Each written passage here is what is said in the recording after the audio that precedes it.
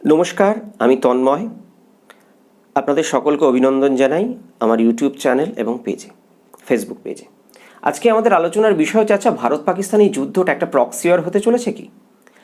প্রথমেই অভিনন্দন জানাই আমাদের সেনাবাহিনীকে অপারেশন সিন্দুরের জন্যে। এই অপারেশন সিন্দুরের মাধ্যমে আপনি যদি দেখেন, ভারতবর্ষের বিমান বাহিনী বা এয়ারফোর্স অ্যাটাক করেছে পাকিস্তানের জঙ্গি ঘাঁটিগুলোতে। সিভিলিয়ান ক্যাজুয়ালিটি করেনি তারা। দ্বিতীয়ত, তারা কোনো সেনা ছাউনিতে আক্রমণ করেনি, তবুও পাকিস্তানের তরফ থেকে সাধারণ মানুষকে ক্ষতি করার চেষ্টা করা হয়েছে। এবং যদি দেখা হয়, সীমান্তে ক্রমাগত তারা গোলাগুলি চালিয়ে যাচ্ছে, যার ফলে প্রায় মানুষ মারা গেছে, যেটা আমি দেখেছিলাম 10 জনের ওপর। কিন্তু কেন এগুলো ঘটছে? আচ্ছা, পাকিস্তানের তো ইকোনমিক কন্ডিশন খুব খারাপ, তাহলে পাকিস্তানে কি সত্যি যুদ্ধ করার মতো পরিস্থিতি আছে? না। তাহলে পাকিস্তান কি করে বারংবার এই হুমকিটাকে বাড়াচ্ছে? ফার্স্ট যদি দেখেন, দেশের মধ্যে একটা সেন্টিমেন্ট কাজ করছে। কীরকম? আমরা বলছি আমরা পাকিস্তানের জঙ্গি ঘাঁটিকে নষ্ট করে দিয়েছি, কিন্তু পাকিস্তানের সাধারণ মানুষের একটা বড় অংশ এই জঙ্গিদের সাপোর্ট করে। সেই কারণে সেই দেশে সন্ত্রাসবাদ এত পরিমাণ বিকশিত হয়েছে। এবার তাদেরকে যখন মারা হয়েছে, সাধারণ মানুষের মধ্যে একটা ক্ষোভ আছে।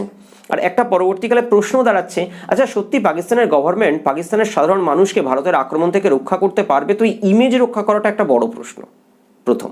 দ্বিতীয়, পাকিস্তানের যদি ইন্টারনাল অবস্থায় দেখেন যে বালুচিস্তানের লিবারেশন আর্মি খুব স্ট্রং হয়ে গেছে, খাইবার পাখতুনওয়া রিজিয়ন আনস্টেবল, আফগান রিফিউজিদের নিয়ে ওখানে প্রবলেম চলছে।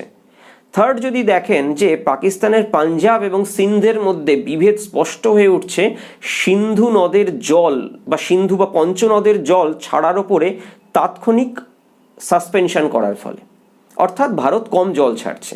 এবার অতীতে এটা দেখা গেছে যে পাঞ্জাব প্রভিন্স বেশি পরিমাণ জল ইউজ করে নেয়, ফলে সিন্ধ প্রভিন্স কম জল পায়। এটা একটা পাকিস্তানের বিরাট ইন্টারনাল কনফ্লিক্টের রিজন, যে অর্থাৎ পাকিস্তান দেশটা পুরো নিজের মধ্যেকার সমস্যায় জর্জরিত। তার সাথে পাকিস্তানের মুদ্রার ক্রমাগত অধঃপতন হচ্ছে, অর্থাৎ ফরেন কারেন্সি রিজার্ভের অবস্থা অত্যন্ত খারাপ। ধার না হলে পাকিস্তানের চলবে না, অর্থনীতি এত খারাপ অবস্থায়।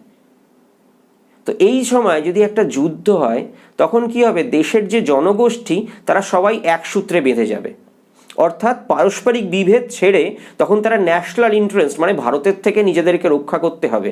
অর্থাৎ এই যুদ্ধের মাধ্যমে বিভক্ত পাকিস্তানি জনগণকে একসাথে গাঁথা সম্ভব। তাছাড়া একটা বড় পয়েন্ট, পাকিস্তানের প্রাক্তন প্রধানমন্ত্রী ইমরান খান জেলে, এটা একটা বড় ক্ষোভের কারণ ইমরান খান সমর্থকদের মধ্যে। কিন্তু যদি যুদ্ধ হয়, তারা অবভিয়াসলি তাদের সেনাবাহিনী তাদের সরকারের পেছনে আসবে, সাপোর্ট দেবে যে না ঠিক আছে যুদ্ধ চলুক। অর্থাৎ এর মাধ্যমে বিষয়টাকে, এই কমপ্লিকেটেড সিচুয়েশনকে কিছুটা হলেও কন্ট্রোল করা সম্ভব। সেই কারণে পাকিস্তান জানে তার যুদ্ধ করার ক্ষমতা নেই, কিন্তু তবু এবার থার্ড পয়েন্ট আছে, আচ্ছা ঠিক আছে, যুদ্ধ করতে গেলে তো খরচা দরকার, ওয়েপন্স দরকার, সেটা কোথা থেকে আসবে? এখানে বড় ভূমিকায় আসছে চায়না। কেন? মনে রাখবেন, কেউ কিন্তু কারোর জন্য এমনি এমনি জিও পলিটিক্সে কিছু করে না, প্রত্যেকে নিজের স্বার্থ অনুযায়ী চলে। চায়নার স্বার্থ কি? যদি আপনি দেখেন গ্লোবালি, ডোনাল্ড ট্রাম্পের ইলেক্ট হওয়ার পরে ট্রেড ওয়ার শুরু হয়েছে, অর্থাৎ ট্রাম্প বিভিন্ন দেশের উপরে ট্যারিফ লাগিয়েছে। অর্থাৎ আপনি আপনার দেশের কোনো জিনিস নিয়ে গিয়ে আমেরিকায় বেচতে গেলে আমেরিকার গভর্নমেন্টকে একটা বড় পরিমাণ ট্যারিফ দিতে হবে। তাহলে আপনার total production cost plus tariff plus আপনি যে পার্সেন্টেজ প্রফিট করতে চাইছেন, সবগুলো যদি যোগ করেন, বর্তমানে আপনার তৈরি দ্রব্যের বিক্রয় মূল্য অনেক বেড়ে যাবে।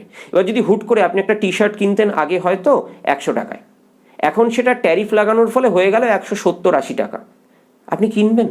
মানে আপনি ধরুন আমেরিকার সাধারণ জনগণ, আপনি না না না আমি কিনবো না, এত দামি।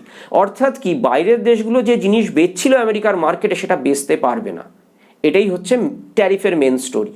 এবার এখানে সবচেয়ে বড় ভিকটিম হলো চায়না। কারণ ইউএস চায়না ট্রেড ওয়ার, এটা একটা মানে কনসিকুয়েন্স। ইউএস চায় না যে না তুমি বেচবে 300 বিলিয়নের মতো ট্রেড সারপ্লাস এনজয় করবে, সেটা হবে না। এবার তার ফলে কি দেখা যাচ্ছে যে আমেরিকান কোম্পানি যারা চায়নায় সস্তা ম্যানুফ্যাকচারিং করতো, তারা চায়না ছেড়ে বেরিয়ে আসতে চাইছে। দ্বিতীয়ত, যখন তারা ম্যানুফ্যাকচারিং শুরু করেছিল, চায়নার অর্থনীতি দুর্বল ছিল, অর্থাৎ লেবার কস্ট লো ছিল। কিন্তু বর্তমানে চায়নার মিডল ক্লাসও আপগ্রেড হচ্ছে, তাই লেবার কস্টও ধীরে ধীরে বাড়ছে। এটাও একটা বিষয়। কিন্তু যদি দেখেন ইন্ডিয়ার labour cost, educated, government stable, এবং এখানে এখনও সেই আপগ্রেডেশনটা হয়নি। পার ক্যাপিটা জিডিপি অতটা গ্রো করেনি। তাহলে ইন্ডিয়া এখন হলো একটা প্রেফার্ড চয়েস। তাছাড়াও চায়না যদি দেখেন, চায়না এখন dictatorship, Xi Jinping president communist পার্টির, কিন্তু ভারতবর্ষ একটা ডেমোক্রেসি অনেক সেফ ডিক্টেটরশিপের থেকে। সুতরাং আমেরিকান কোম্পানিগুলো চাইবে ঠিক আছে ইন্ডিয়া এসো, ম্যানুফ্যাকচারিং করো, ভারতের কী লাভ, গভর্নমেন্ট হিউজ অ্যামাউন্ট ট্যাক্স পাবে, এখানকার মানুষ কাজ পাবে এবং এখানে ম্যানুফ্যাকচারিংয়ের ইকোসিস্টেম আরও উৎসাহ পাবে। অর্থাৎ আমরা বলতাম না মেক ইন ইন্ডিয়া, এটা আরও বেশি পরিমাণে, অর্থাৎ ইন্ডিয়ার ডেভেলপমেন্টের জন্য এটা প্রয়োজন। এবার যদি আপনার শত্রু অর্থনৈতিকভাবে শক্ত হতে থাকে, অর্থাৎ সে সামরিকভাবেও শক্ত হবে, আপনি কি চাইবেন সেটা হোক? আপনি চাইবেন কোনো না কোনোভাবে যদি সেটাকে আটকানো যায়। আরেকটা বিষয় মাথায় রাখবেন, চায়না পাকিস্তান ইকোনমিক করিডোর, পাক অধিকৃত কাশ্মীর যেটাকে গিলগিট বাল্টিস্তান বলা হয়, তার ওপর দিয়ে গেছে। অর্থাৎ এখানে এই যতদিন পাকিস্তান এরিয়াটা ক্যাপচার করে রাখবে চায়নার পক্ষেও ভালো। দুই, ইকোনমিক্যালি যদি ভারত শক্ত হয়, মিলিটারিলিও শক্ত হয়, ভারত আমাদের দেশের থেকে বারবার এরকম একটা দাবি ওঠে যে আচ্ছা পাক অধিকৃত কাশ্মীরকে কেন আমরা পুনরায় দখল করে নিই না। তাহলে দখল করলে চায়নার ক্ষেত্রেও একটা প্রবলেম, তার সিনজিয়ান প্রভিন্স মানে ওয়েস্ট রিজিয়ান অ্যারাবিয়ান সির সাথে যে যুক্ত কানেক্টেড রোড, মানে চায়না পাকিস্তান ইকোনমিক করিডোর, তার সেই ইনভেস্টমেন্টটা রিস্কে আসবে। তাহলে কনফ্লিক্ট বজায় থাক। আর একটা সার্টেন টাইমের কনফ্লিক্টের পর আমরা সবাই মেনে নিই যে না আর যুদ্ধ হওয়া দরকার, সত্যি, কারণ যুদ্ধের ফলে শুধুমাত্র সম্পদহানি নয়, প্রাণহানি হয়, দেশের উন্নতির পক্ষে যুদ্ধ একটা বড় সমস্যা। এবার এখানে একটা জিনিস আছে, আচ্ছা ঠিক আছে চায়নার স্বার্থ ইন্ডিয়া নষ্ট করছে, তাই চায়না চায় এই ধরনের যুদ্ধ চলতে থাকুক, তাই চায়না পেছন থেকে মদত দিচ্ছে। আচ্ছা আমেরিকার রোল কি? আমেরিকা দেখতে গেলে এখন ভারতের পক্ষে। কেন? কারণ আমেরিকাকে লো কস্ট ম্যানুফ্যাকচারিং করাতে গেলে ভারতের থেকে বেটার অপশান আর কিছু নেই। তাই ডোনাল্ড ট্রাম্পের তরফ থেকেও প্রস্তাব এসছে যে এই সমস্যাটা সমাধান যদি দুটো দেশ করতে চায় তাহলে ডোনাল্ড ট্রাম্প সেখানে মধ্যস্থতা করতে পারেন।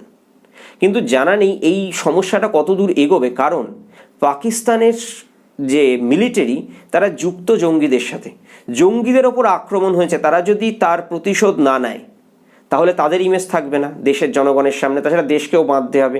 আর ভারতবর্ষ যদি তার উপরে আক্রমণ হওয়ার পর তার প্রতিশোধ না নেয় তাহলে সেটাও জাস্টিস হবে না। তার মানে বুঝতে পারছেন যে আক্রমণ প্রতি আক্রমণ, আক্রমণ প্রতি আক্রমণ, সমস্যা চলতেই থাকবে। হ্যাঁ ফুল স্কেল ওয়ার বা নিউক্লিয়ার ওয়ার হবে আমি মনে করি না, দুটো দেশই পর্যাপ্ত ম্যাচিওর এই বিষয়ে, কিন্তু এই কনফ্লিক্ট অনেক দিন চলতে থাকবে। আর একটা কথা ভেবে দেখবেন, আচ্ছা পাকিস্তান ডিরেক্ট যুদ্ধ করে না, জঙ্গি পাঠিয়ে যুদ্ধ করে কেন? কারণ এই গেরিলা ওয়ারফেয়ার টেকটিক্স অনেক কম কস্টলি। আর একটা পয়েন্ট, যদি এই কনফ্লিক্ট চলতে থাকে তাহলে কাশ্মীরের ট্যুরিজম ইকোনমিক অ্যাক্টিভিটি প্রায় হবে না, কাশ্মীরে মানুষের অর্থনৈতিক অবস্থার অধঃপতন হবে, যেখানে অশিক্ষা অর্থনৈতিক দারিদ্র্য বজায় থাকে সেখানেই এই টেরোরিজমের মতো খারাপ কাজে মানুষ ঢুকতে বাধ্য হয়। অর্থাৎ যে পাকিস্তানের ওপর, যে কাশ্মীরের ওপর পাকিস্তানের কন্ট্রোল কমে যাচ্ছিল ইকোনমিক প্রসপ্যারিটির জন্যে, সেইটাকে যদি পুনরায় তার ইকোনমিক প্রসপ্যারিটি আটকাতে হয় তাহলে সেখানে জিওপলিটিক্যাল টেনশন তৈরি করে রাখো। তো এই জিনিসটাই ঘটছে। এবার জানা নেই এই কনফ্লিক্ট কত দূর এগোবে, তবে একটা কথা সত্যি, ভারতবর্ষের সেনা যথেষ্ট শক্ত, যথেষ্ট পাওয়ারফুল, ইন্ডিয়া ইকোনমিক্যালি পাওয়ারফুল, সুতরাং ইন্ডিয়া হার মানবে বলে আমি মনে করি না, বা ইন্ডিয়া পিছিয়ে আসবে না। এবার দেখা যাক এই কনফ্লিক্ট কতদূর চলতে থাকে। একটা কথা এখানে মনে রাখবেন, এইরকম পরিস্থিতিতে প্রোপাগ্যান্ডা ওয়্যার কিন্তু খুব ভালো একটা ওয়েপন দেশের সিভিল সোসাইটি আমাদের মধ্যে বিভেদ তৈরি করার জন্য। একটা উদাহরণস্বরূপ বলি, ভারতীয় বায়ুসেনা রাফেল ফাইটার পাকিস্তানে আক্রমণ করে, পাকিস্তান থেকে পোস্ট করা হয় যে আচ্ছা তারা রাফেল শুট ডাউন করেছে। এটা ছিল একটা ফেক ইমেজ, একটা পুরনো মিগ যুদ্ধ বিমান ভেঙে পড়ার ছবিটাকেই তারা আপলোড করে, প্রোপাগ্যান্ডা ক্যাম্পেইন যে ভারতের বায়ুসেনার বিমানকে তারা শুট ডাউন করে ফেলেছে। সাথে সাথে ইন্টারন্যাশনাল কমিউনিটি থেকেও প্রশ্ন করা, সত্যি রাফেল কি এত সহজে শুট ডাউন করা সম্ভব? পরে দেখা যায় যে না, ইমেজটা পুরো ফেক। এই ধরনের ভিন্ন ভিন্ন প্রোপাগ্যান্ডা ক্যাম্পেইন আপনার সামনে আসতে পারে, আর এগুলো কিন্তু করা খুব সহজ, কম খরচায় দেশের মানুষের মধ্যে বিভেদ সৃষ্টি করে যুদ্ধটাকে দুর্বল করার চেষ্টা হবেই হবে। সুতরাং কোনো ইনফরমেশান শেয়ার করার আগে চেক করবেন সেটা ভেরিফাইড কি না। কোথা থেকে চেক করবেন? Press information bureau, government of ইন্ডিয়ার ওয়েবসাইট PIB। আর আরেকটা কথা, হুট করে ধরুন কোনো একটা হোয়াটসঅ্যাপ এলো, কোনো একটা মেসেঞ্জারে মেসেজ এলো এই হয়েছে, বিশ্বাস করবেন, একটা কথা মাথায় রাখবেন, আপনার আবেগকে কিন্তু আপনার দেশের বিরুদ্ধেই ব্যবহার করা হতে পারে। এটাকেই বলে ইনফরমেশন ওয়ারফেয়ার। সাবধানে থাকুন, দেশের ওপরে ভরসা রাখুন। জয় হিন্দ।